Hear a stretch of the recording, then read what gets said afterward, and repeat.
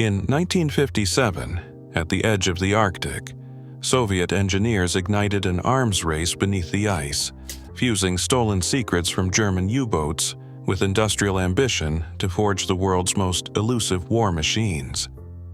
Each weld and plate set the course for an era where silence means survival. The story of how crude submarines of the 1950s became near undetectable predators is more than evolution.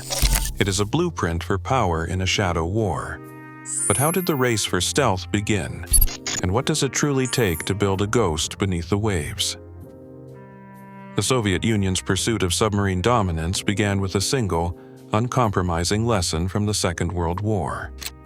After 1945, Soviet engineers pored over captured German Type 21 U-boat blueprints, recognizing that speed, endurance, and the ability to operate undetected would define the next era of naval warfare. But geography imposed its own demands. With Russia's northern ports hemmed in by ice and NATO patrols, the only reliable path to the Atlantic ran through the narrow, heavily monitored GIUK Gap: Greenland, Iceland, the United Kingdom.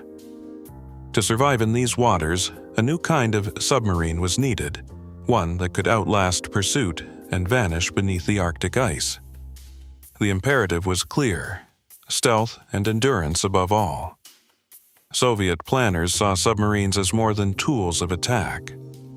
In the nuclear age, they became the ultimate insurance policy, a way to guarantee a second strike even if land bases were destroyed.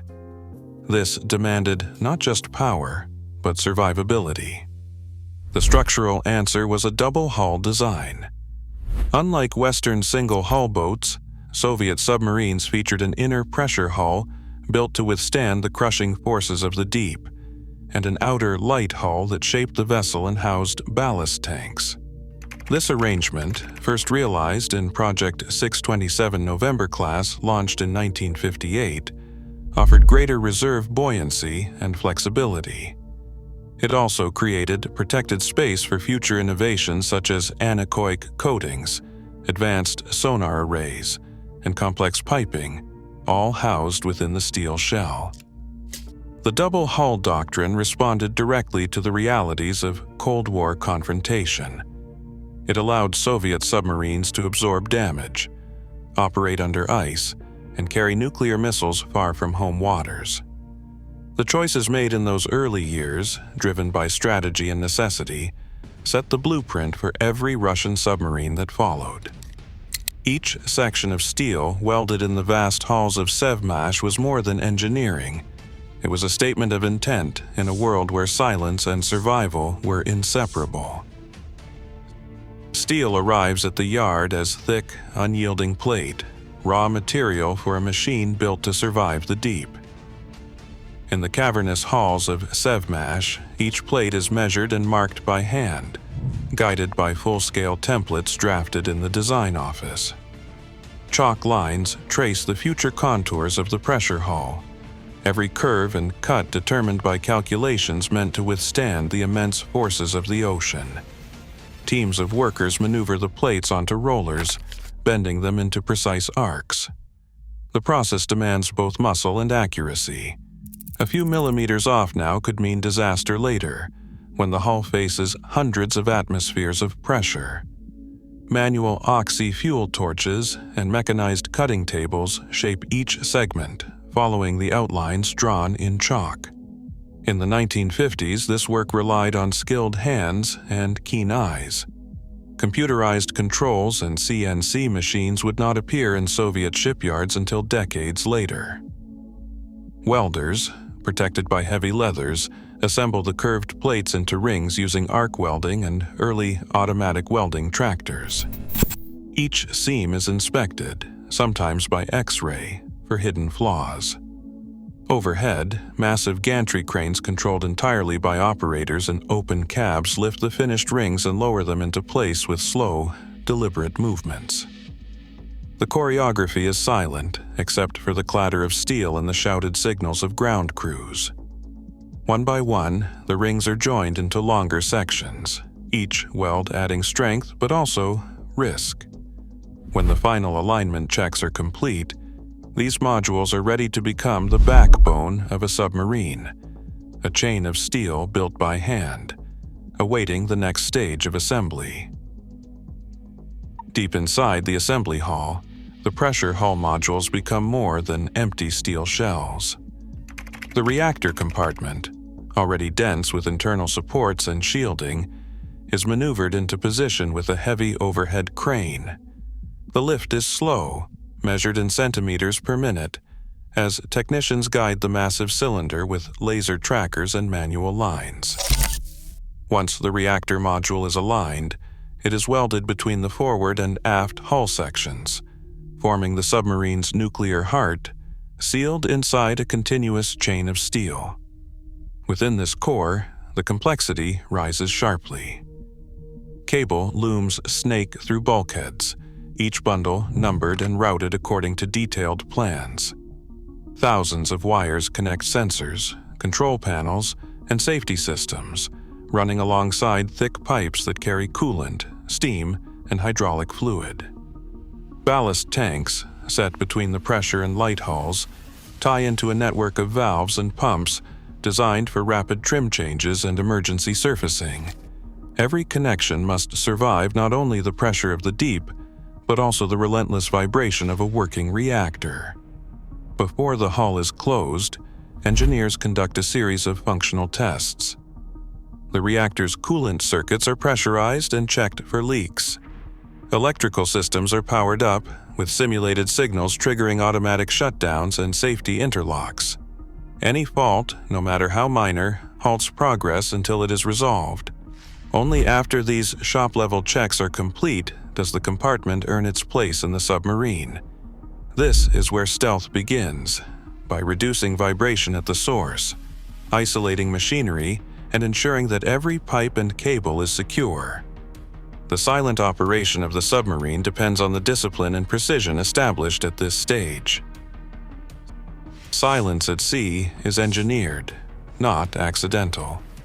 Every Russian submarine built since the 1970s carries a layered arsenal of acoustic quieting measures, each one developed to erase the vessel's signature from enemy sonar. The outermost defense is the anechoic tile, thick rubbery panels bonded to the hull, each molded with a matrix of microscopic cavities. These multi-layered elastomer tiles absorb and scatter incoming sonar pulses, breaking up echoes that would otherwise betray the boat's position. The material is tuned to dampen a wide range of frequencies, from the low thrum of machinery to the sharp ping of an active search. By the 1980s, Soviet engineers had refined the adhesives and layering, reducing the chronic problem of tiles peeling away under pressure or temperature swings. Inside the hull, the war against vibration is fought on another front. Major machinery, such as turbines, pumps, and generators, is mounted on isolation rafts. These platforms float on resilient mounts, blocking structure-borne vibration from reaching the steel shell. The effect is dramatic. Instead of the whole submarine acting as a bell, each noisy component is trapped on its own island, its sound energy dissipated before it can escape into the water. Even the inner surfaces of the pressure hull are treated with damping mats, further muting internal noise.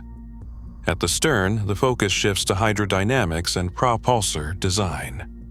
Modern boats use high-precision, multi-bladed propellers or, on the latest classes, pump jet propulsors. These systems are engineered to delay cavitation, the formation of tiny vapor bubbles that collapse with a telltale hiss. By controlling blade shape, surface finish, and rotational speed, Russian designers have pushed the onset of cavitation to higher speeds, shrinking the acoustic window in which a submarine can be heard.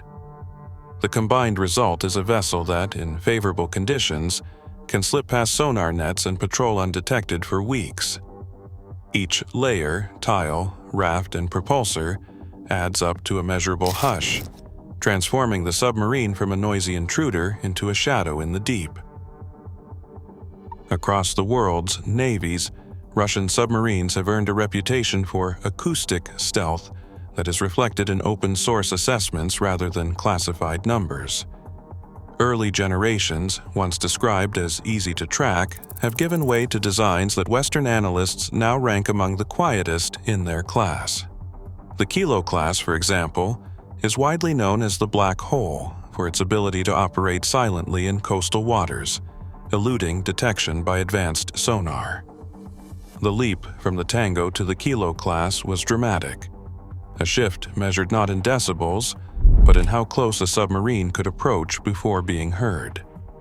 Among nuclear-powered boats, the Aquila class forced a re-evaluation of Western assumptions, narrowing the acoustic gap with its American rivals.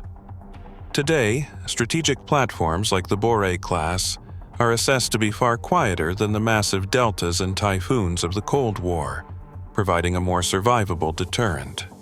These rankings, drawn from open naval reports, confirm that Russian engineering has achieved a technical success that was once thought out of reach. Every advance in stealth brings new challenges behind the factory walls. The move to block modular construction, now standard at Sevmash, was designed to cut submarine build times by up to 18 months. Large, pre-outfitted sections are assembled in parallel, streamlining the process and reducing costly rework. Yet, the promise of efficiency comes with a price. After 2014, Western sanctions forced a rapid shift to domestic suppliers for CNC machines, welding equipment, and critical components. This localization effort tested procurement systems and exposed bottlenecks in high-precision manufacturing. The workforce, once dominated by Soviet-era specialists, now depends on new training programs to master digital controls and advanced metrology. Safety reforms, driven by the lessons of the Kursk disaster in 2000, require stricter quality control and more rigorous testing at every stage. Each improvement in stealth and speed brings higher costs, tighter tolerances, and the constant pressure to deliver submarines that can survive in a world where detection means destruction. Today, the quiet race beneath the oceans shapes global power in real time. As submarine technology evolves behind closed doors, every advance in stealth redraws the boundaries of deterrence and risk. The next generation of silence is already in motion, unseen but never unchallenged.